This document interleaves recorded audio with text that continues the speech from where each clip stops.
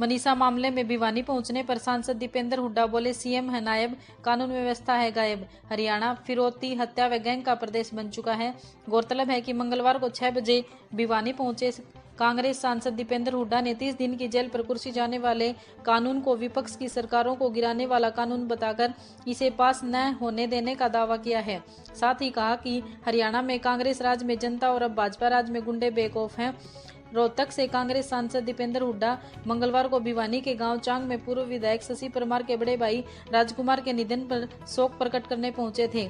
इस दौरान उन्होंने मीडिया से बातचीत करते हुए एसआईआर वोट चोरी के मुद्दे से लेकर हरियाणा में बिगड़ती कानून व्यवस्था को लेकर भाजपा पर जमकर निशाना साधा।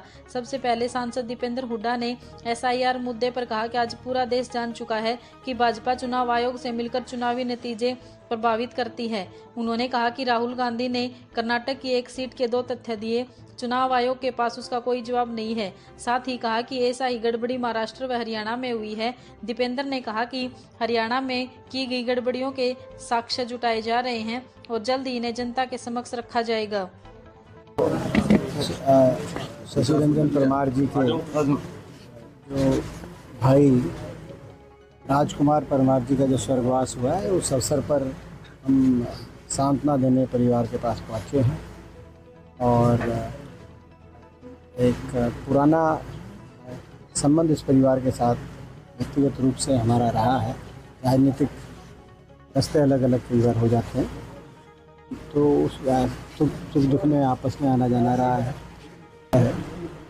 कि भाजपा ने चयनित चुनावों में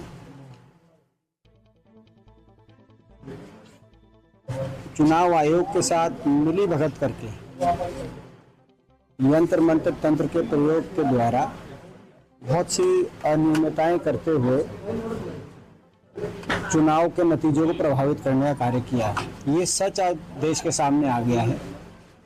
जो कर्नाटक की एक सीट के सारे आंकड़े राहुल गांधी जी ने रखे देश के सामने, चुनाव आयोग के पास कोई जवाब नहीं आया उसका।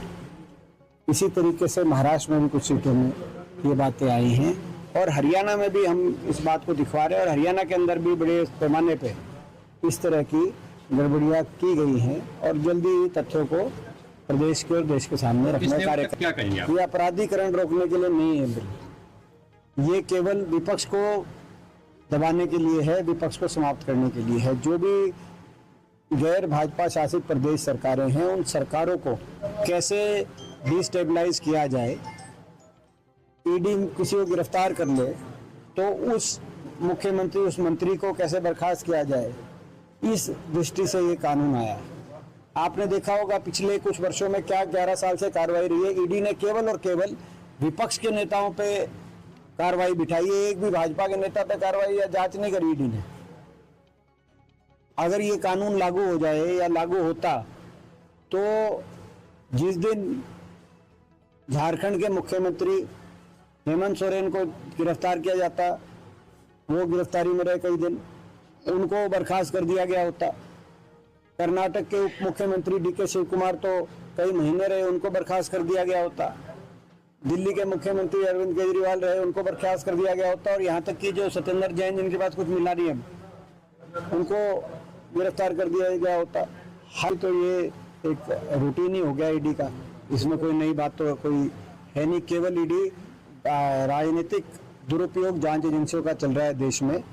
11 साल से देशवासी सरकार की इस नीति और नीयत को समझ चुके हैं। कानून व्यवस्था आज हरियाणा की आज विधानसभा के अंदर आखिरकार चर्चा सरकारों करानी पड़ी।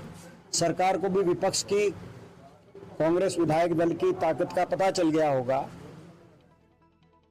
बराबर का जनादेश प्रदेश वासियों ने हमें भी दिया, बराबर की वोट हमें भी मिली, मात्र आधे प्रतिशत वोट के फासले से सरकार बनी। ऐसे में विपक्ष की टक्कर की आवाज है और हम जनता की आवाज उठाएंगे। ऐसे ठप हो चुकी है। हरियाणा में कानून व्यवस्था है गायब, मुख्यमंत्री जी का नाम है नायब। ये स्थिति है। मुख्यमंत्री का दावा, ये फिरौती प्रदेश बन गया। कहीं फायरिंग हो रही है, कहीं फिरौती हो रही है, मांगी जा रही है, कहीं मर्डर हो रहे हैं। मर्डर में देश में 30 नंबर पे आ गया हमारा प्रदेश। हत्या दर में, महिलाओं के ऊपर अपराध में देश में नंबर 1 पे पहुंच गया। दलितों के ऊपर अपराध में नंबर 1 पे पहुंच गया। एक फर्क